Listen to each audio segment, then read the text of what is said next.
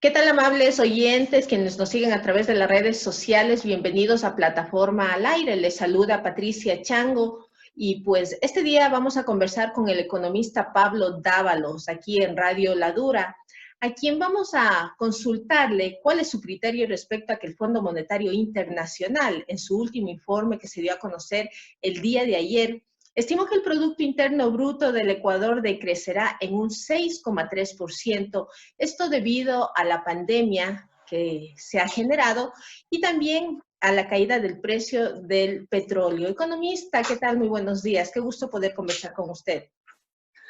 Muy buenos días, un saludo muy cordial a todas las personas que este momento comparten con nosotros este espacio. Efectivamente, todas las cifras de varias instituciones internacionales, incluyendo la CEPAL, el Banco Mundial, el Fondo Monetario, varias bancas de inversión, consideran que el escenario del mundo, de América Latina y del Ecuador en particular, es un escenario a nivel económico muy preocupante. Han definido una tasa de decrecimiento del Producto Interno Bruto realmente fuerte, una tasa de decrecimiento que recuerda justamente a lo que pasó en 1999, el año en el que perdimos la moneda nacional y que fue, creo yo, una de las crisis más importantes del país. En ese año la caída del PIB fue del 7%. Hoy se está hablando de una caída aproximadamente igual, de entre el 6 y el 7%, pero no es una caída que obedezca a una situación propia del país, forma parte del entramado mundial. ¿Por qué la caída se acentúa tanto en el Ecuador? Porque el Ecuador no tiene política monetaria, es decir, a diferencia de otros países que pueden utilizar su política monetaria y pueden relanzar su economía, nosotros dependemos muchísimo de la balanza de pagos para poder relanzar la economía. La balanza de pagos en este momento está prácticamente suspendida en el lado de exportaciones porque el mundo no está comprando lo que nosotros producimos y el petróleo ha caído a un precio realmente importante. Esperemos que se recupere. Pero en todo caso, esa es la situación del país. Es una situación preocupante este año, pero depende de lo que haga el ciudadano en las próximas elecciones. Si el ciudadano opta por una política de reactivación, una política de crecimiento y empleo, creo que el próximo año nos recuperaremos. Pero si el ciudadano decide votar por una política de continuidad neoliberal, ortodoxa, etcétera, probablemente la recesión actual se profundice el próximo año. Es decir, las decisiones de crecimiento, reactivación, empleo o al revés, de crisis, desempleo y pobreza dependen ahora sí de los ciudadanos. Los ciudadanos van a tener que tomar decisiones importantes, creo que en enero del próximo año, y esas decisiones van a caracterizar el futuro político y económico del país.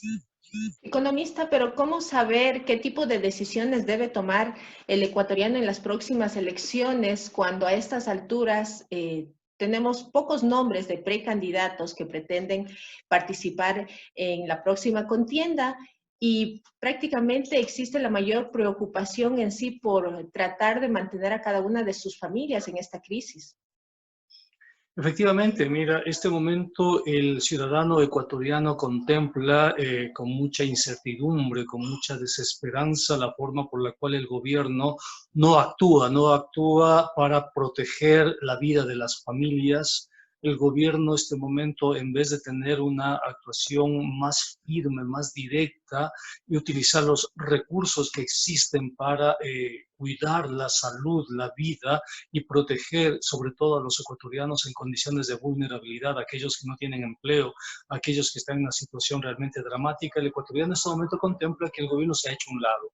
El ecuatoriano contempla que hay un vacío de gobierno, que el presidente Lenín Moreno se ha escondido en esta coyuntura y la asamblea de su parte solamente se ha dedicado a realizar resoluciones que no tienen ninguna importancia práctica para la vida y para lo que en este momento la sociedad necesita.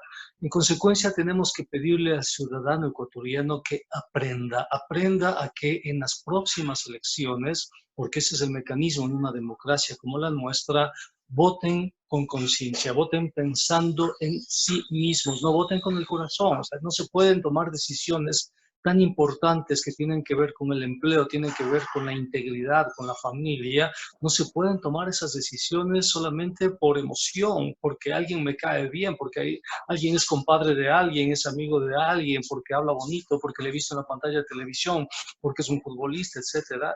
O sea, sin menospreciar en absoluto lo que pueden hacer otros ecuatorianos, pero creo que ya es momento de que los ecuatorianos entiendan el peso que tiene su voluntad y adopten decisiones coherentes, sólidas, estructuradas, racionales y pensando en ellos mismos. Es decir, los ecuatorianos saben en este momento que hay dos alternativas: o continuamos con una alternativa de desempleo, incertidumbre, que es el modelo neoliberal que ha fracasado en el país, o nos reinventamos. O sea, habrá posibilidades de reinventarse.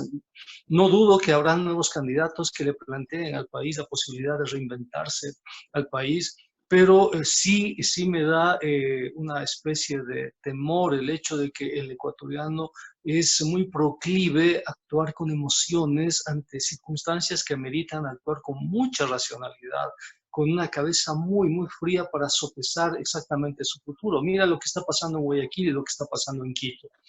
En Guayaquil y en Quito tú tienes dos situaciones diferentes y básicamente por el entramado institucional. Nosotros aquí en Quito tenemos barrios igual muy pobres, con gente muy desempleada. Quito es la ciudad más populosa del país, tiene cerca de 3 millones de habitantes, ¿no? Sin embargo, los datos de la pandemia son diferentes en Quito y en Guayaquil. ¿Por qué?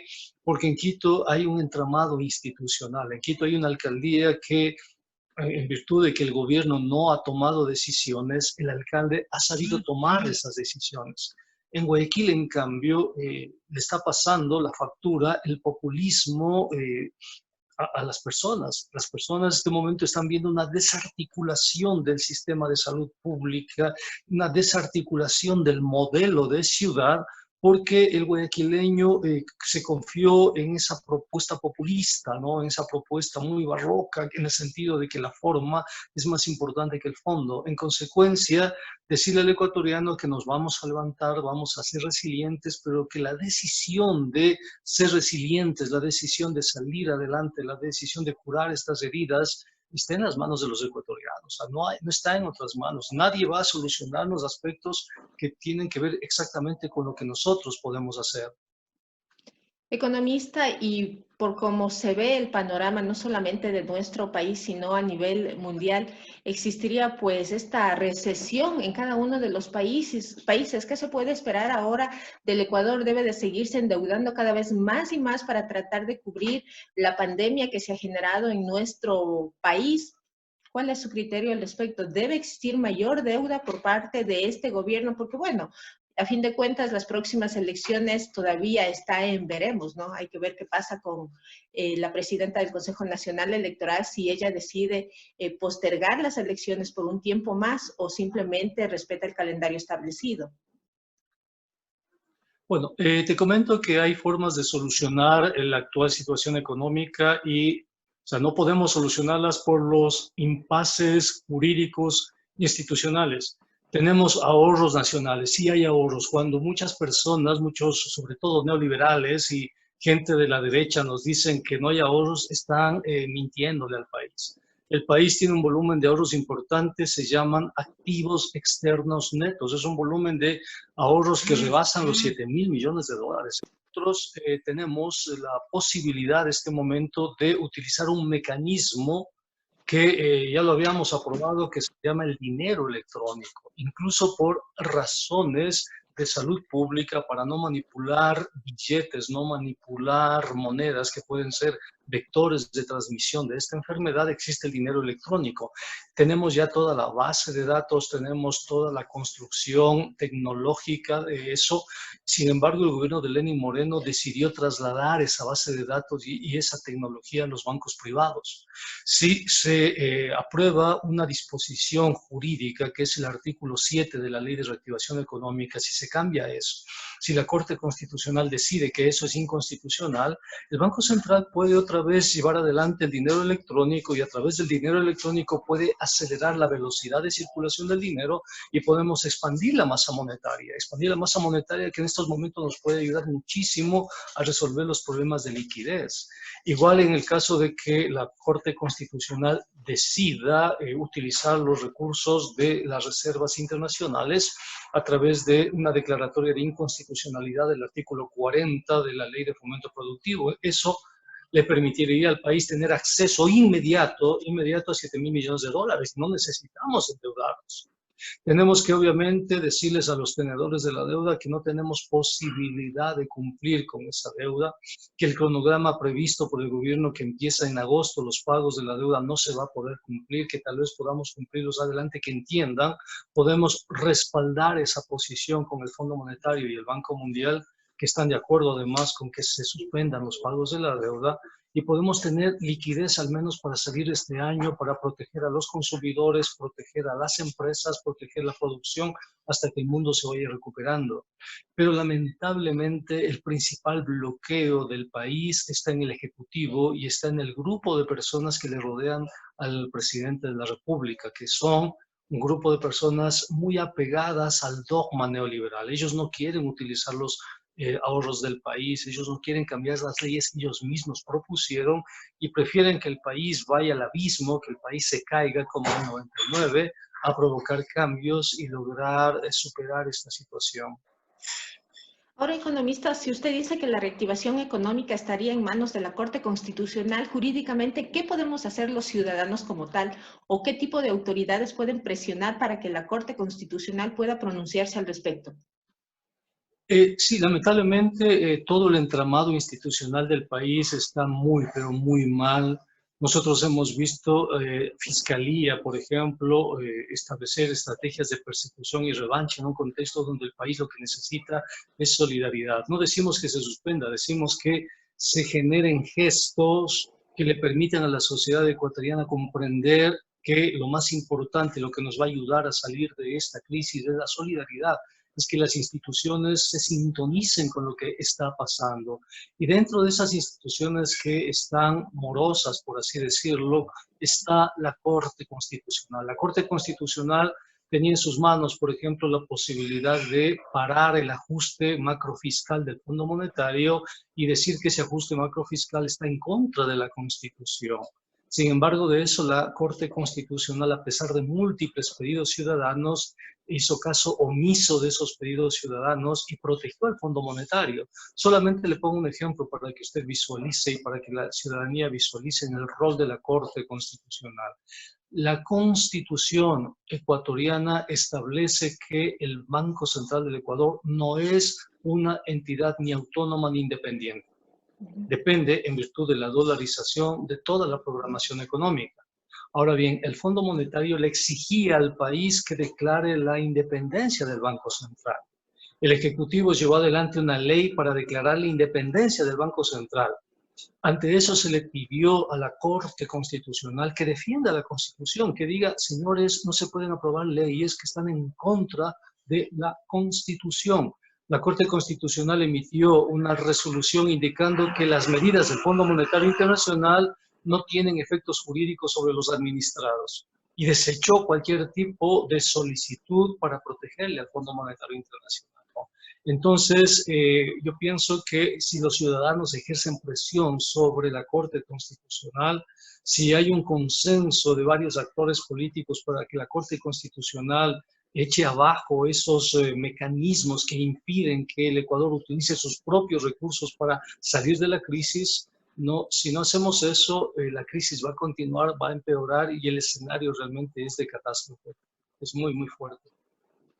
En este sentido, economista, el Gobierno Nacional la semana anterior presentó una propuesta de reactivación económica y productiva y se espera que el proyecto de ley llegue hasta el día de hoy, que no llega todavía a la Asamblea Nacional. ¿Cuál es su criterio al respecto sobre la cuenta nacional de asistencia humanitaria?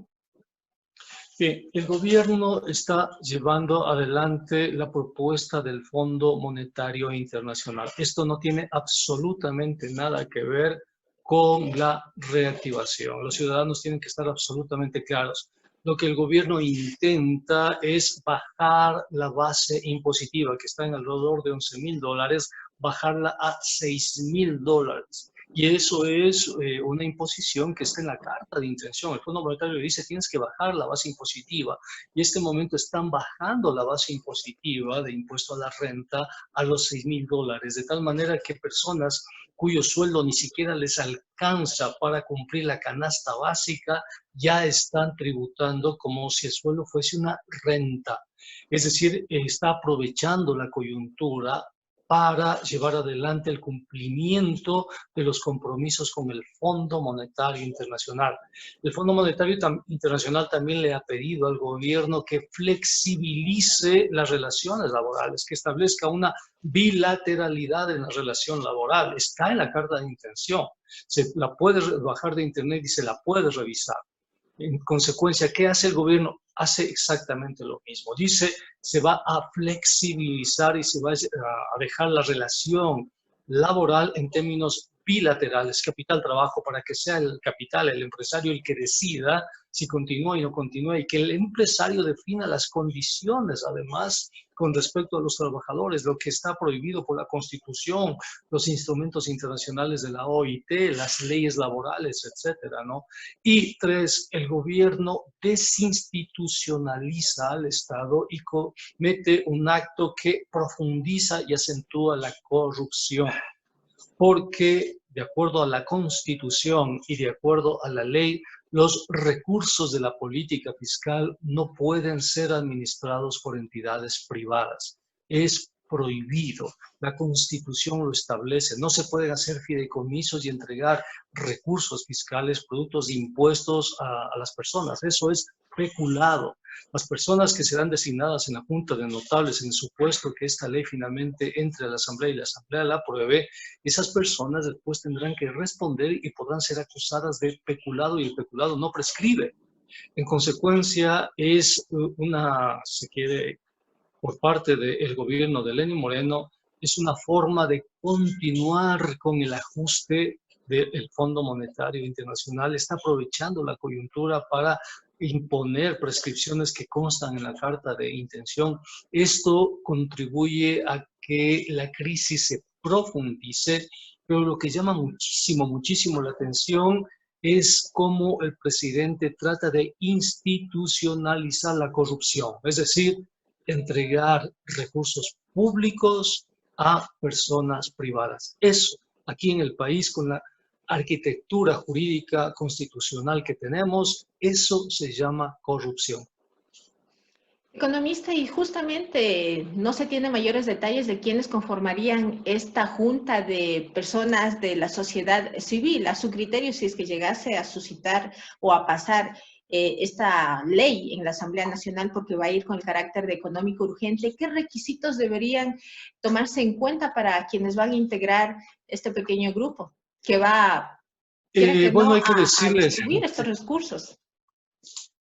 Sí, hay que indicarles a las personas que vayan a formar parte de esta junta de notables que tienen que estar listos después de unos meses a ir a la cárcel, de pronto a la Tacunga o al Guayas, y que si están dispuestos a pasar el resto de sus días en la cárcel, entonces que asuman esta responsabilidad, porque es un delito. Mira, si a ti te proponen que formes parte de una actividad ilícita, aparentemente legal, o sea, yo pienso, Patricia, que tú y ninguno de los ciudadanos que nos están escuchando lo aceptaría, ninguno, a pesar de que tenga toda la apariencia de legalidad. Si hay un ciudadano ecuatoriano que acepte formar parte de esta Junta de Notables en el supuesto que la Asamblea permita la conformación de esto, lo más probable es que esos ciudadanos después sean acusados de peculado y vayan a la cárcel. O sea, lo más probable. Y que sus vidas a nivel personal, a nivel familiar, finalmente se destruyan. Puede haber ecuatorianos que opten y que decidan y digan, no, si la Asamblea lo aprobó, es algo perfectamente legítimo y estoy cumpliendo con el país, etcétera. Pero cuando cambie la coyuntura política, y eso va a ser a partir de enero, Y cuando las condiciones sean diferentes, esos ecuatorianos tendrán que responder por la Constitución. La Constitución prohíbe eso. El artículo 261, numeral 5, establece la competencia exclusiva del Estado para manejar la política fiscal. En consecuencia, no se pueden manejar esos recursos sin un cambio constitucional. Si hay una constituyente que diga, ¿no?, es lícito formar instituciones de la sociedad civil que manejen recursos del Estado en política fiscal, entonces hay un paraguas legal. Pero si eso no existe, si no existe tampoco en el COPLA-FIP, que es el Código de Planificación de Finanzas Públicas, no existe en la Constitución, entonces si a ti te proponen, Patricia, o cualquier persona que me esté escuchando, le proponen que conforme parte de esa Junta de Notables, habrá que advertirles que de aquí en unos meses o años probablemente tengan que afrontar juicios de peculado. Probablemente tengan que enfrentar esos procesos legales, y eso es muy duro porque el peculado no prescribe nunca y las penas por peculado son fuertes en el sistema penal jurídico ecuatoriano.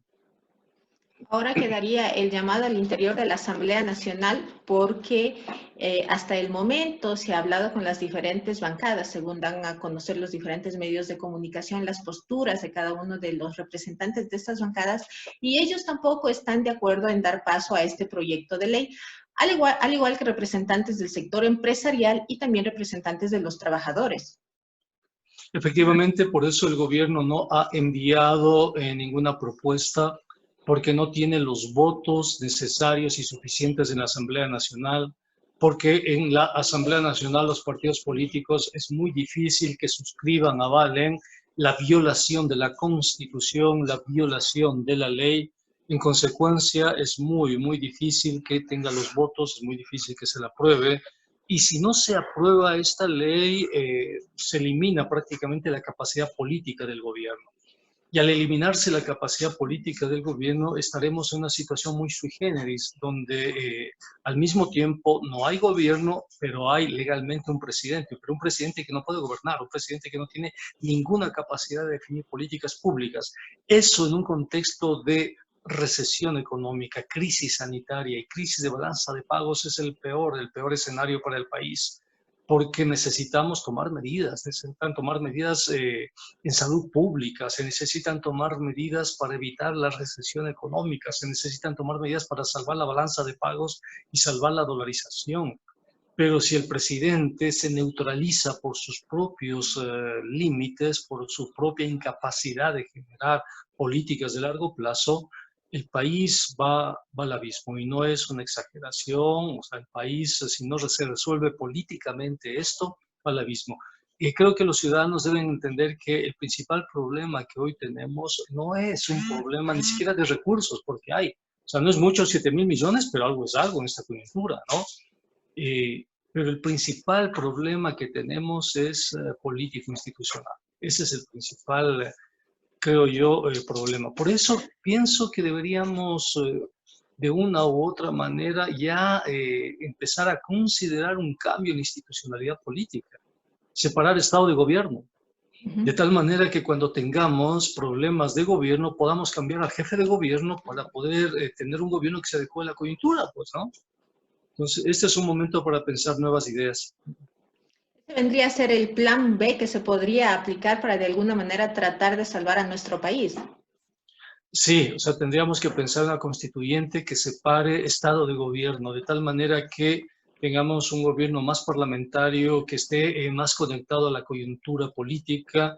Tendríamos que pensar en mecanismos de votación a través de votaciones electrónicas que puedan ser inmediatos. Podemos pensar en formas diferentes de hacer campaña política vía redes sociales, por ejemplo, que ahora nos están ayudando muchísimo al país en esta coyuntura en la cual todos los ciudadanos tenemos que guardar protocolos de distancia, aislamiento y cuarentena. Entonces hay que pensar en el siglo XXI. Estamos entrando, disculpa la metáfora, a patadas, estamos entrando a patadas al siglo XXI, ¿no? Estamos por fin entendiendo que el siglo XXI es diferente. El siglo XXI ya no tiene el discurso del neoliberalismo, ya no tiene el discurso del Estado obeso, ya no tiene el discurso del déficit fiscal, ya no tiene el discurso del excesivo gasto corriente, ya no. El siglo XXI es el siglo de las monedas digitales, es el siglo del dinero electrónico, es el siglo de los mecanismos como este momento telemáticos, donde toda la comunicación y el trabajo giran hacia la telemática, hacia el Internet, etcétera. Eso es el siglo XXI, estamos entrando a la fuerza y nos cuesta dejar el siglo XX, nos cuesta muchísimo porque estamos muy habituados al siglo XX, pero quién sabe si a futuro el trabajo sea en casa, que muchas industrias ya estén en este momento desfasadas, que todo el trabajo en futuro sea eso, lo que estamos haciendo en este momento, ¿no? Opiniones, producción intelectual, clases en la universidad, en las escuelas y en el colegio, poco a poco vayan girando hacia esto, ¿no? Hacia el Internet, hacia la telemática, hacia la infotecnología. De pronto ese es el futuro y nos cuesta todavía ver el futuro. ¿Y cómo ir dando este giro cuando la mayor parte de ciudadanos y de la población ecuatoriana ni siquiera cuenta con Internet? Esto se ha evidenciado en las tareas que, por ejemplo, les mandan a los estudiantes por parte de sus profesores, y los padres de familia justifican que ellos ni siquiera tienen acceso al Internet. Mira, no es así, o sea, porque el país tiene acceso totalmente a Internet. Si este momento el presidente Moreno decide, por ejemplo, que haya una señal abierta en todos los celulares, señal abierta para Internet, para todos los celulares. En el país hay alrededor de 19 millones de celulares y muchos de ellos tienen tecnología que permite acceder a celulares, ¿no? Hay muchas personas del sector del quintil más bajo de la población que tienen celulares inteligentes y los pocos recursos que consiguen es para cargar el celular y estar en Internet. Entonces, si el país decide, si el gobierno decide, por ejemplo, aporta y a Movistar y decirles, bien, ustedes liberen los megas, o sea, yo me hago cargo, o nacionalice esas dos empresas en la coyuntura actual y extiende la señal de Internet a través del celular, todos los ecuatorianos vamos a estar conectados. Si al mismo tiempo todos los programas giran hacia la plataforma Android, por ejemplo, el sistema educativo, gira hacia la plataforma Android de tal manera que sean conviviales y accesibles, los estudiantes de los últimos rincones del país tienen celular, tienen Internet y tienen una plataforma Android y se diseña de tal manera que sea una especie de juego, si tú quieres, las matemáticas, el estudio en geografía e historia, como hay plataformas de juego, si se le hace interactiva, hay la tecnología para eso, los chicos pueden pasar jugando, divirtiéndose y aprendiendo al mismo tiempo en los celulares de sus papás. Entonces, o sea, sí, pero si pensamos en términos de siglo XX, una computadora grande en casa, una estación de trabajo, con toda una característica y una institucionalidad tipo siglo XX, no la vamos a tener. Pero si pensamos en términos de siglo XXI, por supuesto que hay. Y, o sea, celulares hay, todo el mundo tiene celulares. La señal de Internet está ahí, está capturada por Movistar y por Porta, ¿no? Entonces es necesario que se libere esa señal, es necesario que se contraten personas que hagan aplicaciones de tal manera que los programas educativos se parezcan mucho a los juegos, que sean muy lúdicos, y vas a tener a niños que te realizan operaciones matemáticas complejas jugando. A los 12 años pueden resolverte cálculo diferencial, cálculo integral, como si fuera un juego, a través de los celulares de sus papás. Entonces, sí existen esas posibilidades. Ese es el siglo XXI, ¿no? Entonces, dentro de la crisis, dentro de lo fuerte que es para todos el hecho de poder enfermarnos, cuidar a nuestra familia, etcétera, sí se vislumbran aspectos muy interesantes que si no hubiese sido por esta pandemia, de pronto no los habríamos visto, ¿no? El hecho de transitar al siglo XXI y de que ciertos bienes tienen que ser bienes globales, no pueden ser bienes corporativos. El Internet, la señal de Internet no puede ser corporativa, tiene que ser un bien público como el agua, la luz, etcétera, ¿no? Y subsidiado totalmente a aquellos sectores que no tienen recursos para pagarlo. Entonces hay que nacionalizar el Internet, o sea, tienes que nacionalizar eso y ponerlo a disposición de la ciudadanía. Economista, con todo el panorama crítico que se vive en el país y a nivel mundial, ¿cuál sería su mensaje para todos quienes nos observan a través de Plataforma al Aire? El mensaje a los ciudadanos es que seamos esta vez conscientes de nuestro futuro y seamos conscientes y asumamos el costo de nuestras decisiones. No podemos ser populistas, no podemos votar con el corazón. El corazón está bien cuando uno le dice te quiero a la persona que uno ama, a su familia, a su padre, a su novio, novia, etcétera. Eso está muy bien, actuar con pasión, pero cuando tienes que votar, es como cuando tienes que girar un cheque o cuando tienes que firmar un contrato. O sea, no firmas un cheque con el corazón, no firmas un contrato con el corazón, firmas leyendo bien, de tal manera que aquello que está ahí después forma parte de tu responsabilidad. Votar significa responsabilidad. No puedes ser irresponsable con el acto más importante y además te va a pasar la factura ese acto en los próximos 4 años. Pedirles a los ecuatorianos que voten con muchísima responsabilidad, que voten con inteligencia, que esta vez no le hagan caso al corazón, sino a su racionalidad para construir una democracia diferente, una democracia sustentada en la responsabilidad, no una democracia sustentada en la emotividad. Están bien las emociones, pero no para elegir asambleístas o elegir un presidente o un vicepresidente de la República. Eso no sirve, eso nos hace daño, ¿no? Quizá ese sea el mensaje final. Muy bien, agradecemos la participación del economista Pablo Dávalos, con quien hemos abordado la situación que vive el país a nivel mundial ante la presencia del COVID-19.